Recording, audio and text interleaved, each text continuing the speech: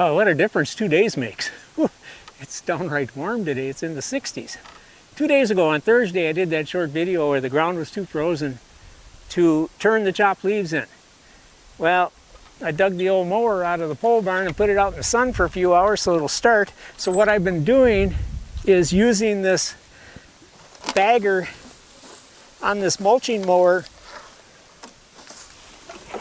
to pick up a lot of the leaves that are around the edges of the raised beds that blew off out of them over the winter. And we're going to turn leaves into all of these raised beds today. So I have bags from around the old cabin over there.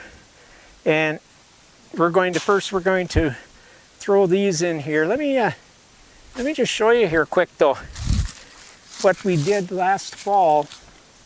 This is all composted material from our rotating composters. We had 4 of them that we emptied last fall, and then we spread kind of as evenly as possible the contents are on each of the raised beds. And that's all we did pretty much last fall.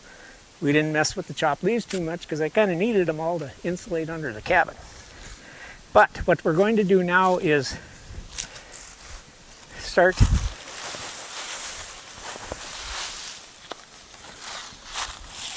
turning these leaves in. Now, I've already seen night crawlers and earthworms in here.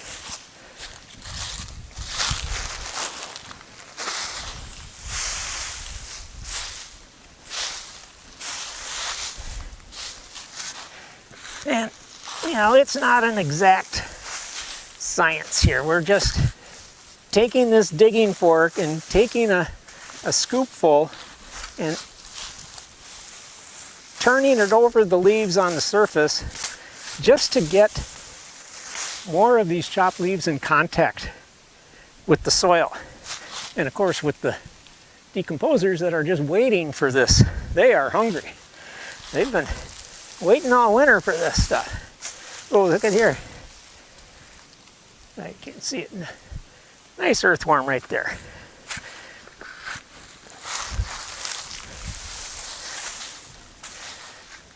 And there's lots of them in here.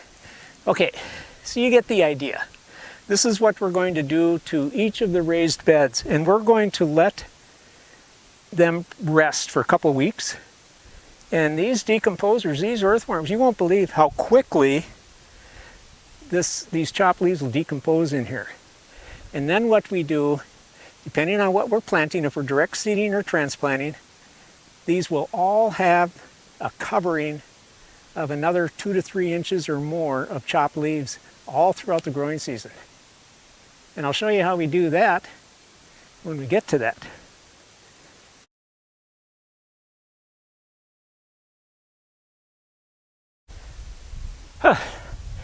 I'm down to the last bed that I'm turning leaves into for now. When I left you on Saturday, Peg and I were turning the leaves in the beds up there, and then we quit, and I did 1, 2, 3, 4, 5. This will be my 6th one, so this will be number 13. And if you do it all at once, it's a task. I'll admit that, but it's an essential task as far as I'm concerned. And it's really, when you think about it, it really isn't all that bad. You don't have to do them all at once.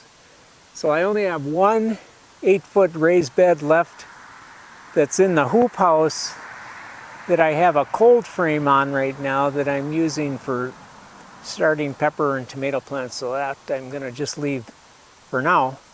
But I just wanted to kind of fill you in here a little bit.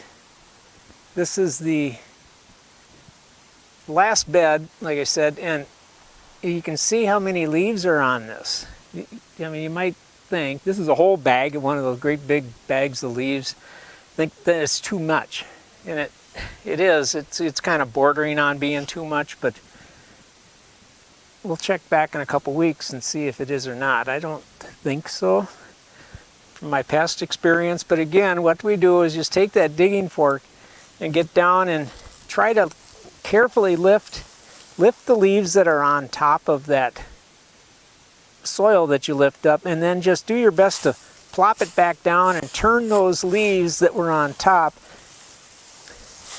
kind of down into that hole. And it's not certainly an exact science, and we're not turning all of the leaves into the soil, and we don't need to. We're just getting a good portion of them down there and putting more food right in front of the noses of those earthworms that are just sitting there waiting for all this. So that's the one reason, is to speed up their decomposition by making them more available.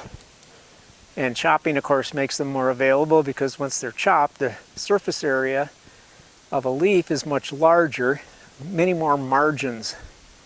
You know, a leaf is a pretty amazing factory. It's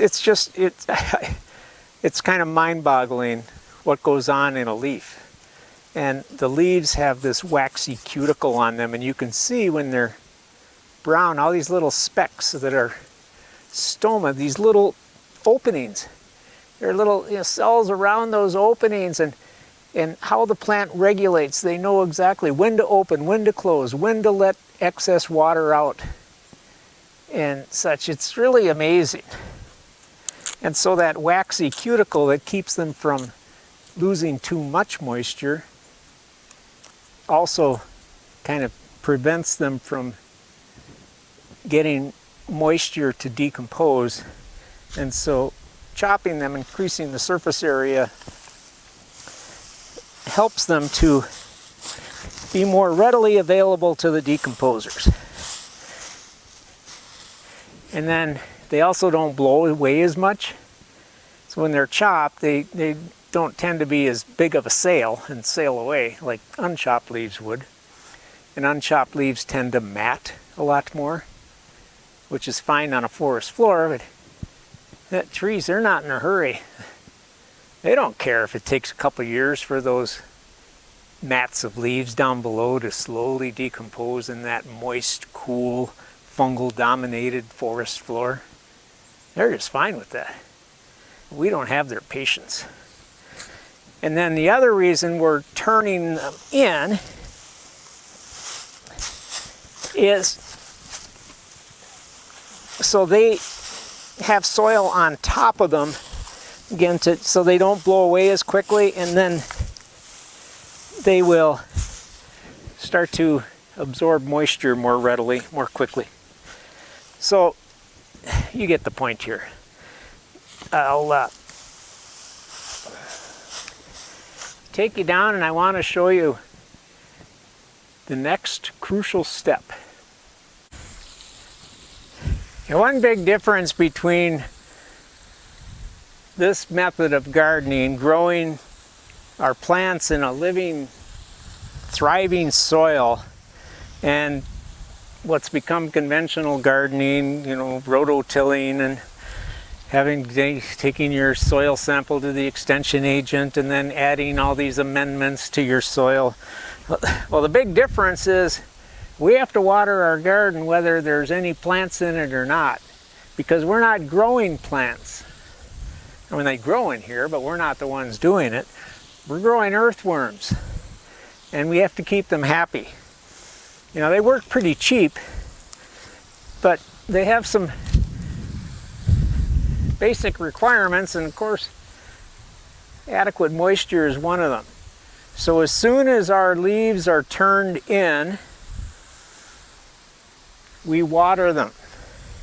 All of the beds, we water them down enough so that we have adequate soil moisture to keep the worms happy, and then it starts to hydrate those chopped leaves a bit, so it helps them to settle down a little bit, and it helps them to start to decompose a little more readily and make them more available. But mainly it gets them all settled down here and gets those worms settled in. And so we do that to all of the beds. Now the ones that I have in the hoop house, the raised beds, I put leaves in 2 of them. And the soil in those was just almost powder. because they got no moisture since we pulled the plants last, what, September. So they're sitting there almost bone dry. I had to fork down deeper than I normally would to get moisture. I found one worm in one bed. I didn't try very hard. I know they're probably still there, just deeper down, but they're just waiting. I think they're just sitting down there saying, I don't know, I think maybe we should just move. This isn't working out here. There's not enough to eat and there's no water. Well, I'm gonna get in there now with the hose and get those beds moistened. And then we'll see what happens. I think we'll be surprised. But rather than probably carry on a whole lot more here now, the main points I wanted to get across today was why we chop leaves, why we turn our leaves one time early in the season into the soil, and then why we keep our worms happy by watering our raised beds, whether they're planted or not. So maybe I should see how they're doing here. Yeah, take a look. Let's see here now. This is a bed that was just put in last summer. So this hasn't even been here for a year. Okay. 1, 2, 3. I see you, big guy. You're not going to get away from me. 4. What's amazing, 5, is how plump they are. You think you chopped them in half, but you didn't. They're just plump. They're just like little porkers.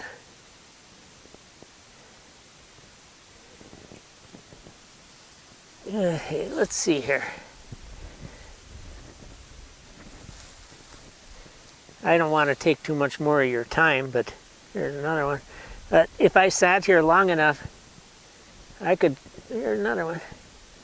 I could come up with a pretty good mittful. Here's another one.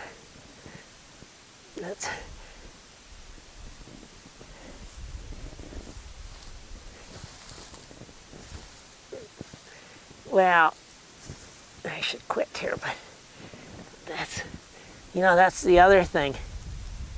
It's kind of fun. It's being a worm wrangler, even more than a gardener, is kind of fun.